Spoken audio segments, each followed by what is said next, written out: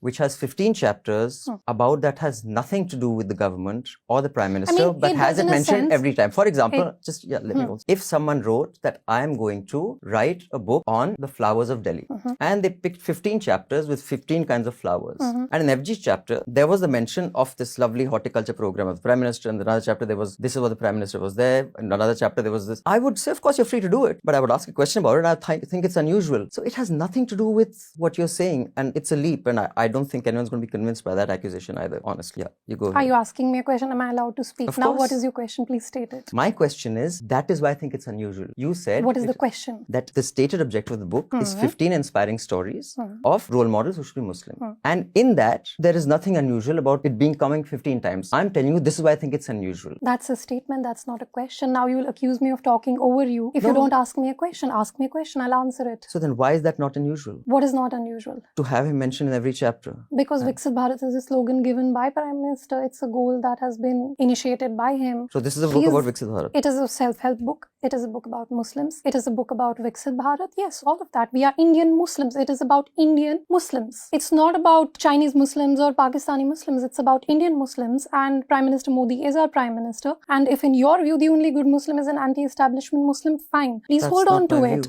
But I don't necessarily, I think that in my diagnosis, that is the problem. That we think that the burden of somehow like being anti-establishment is on us. It's not. Okay. We can have conventional success. We should be allowed to have it without having to bear the burden of being anti-establishment, without taking on the entire establishment, without being deemed the permanent adversaries of the state. Actually, that's my job.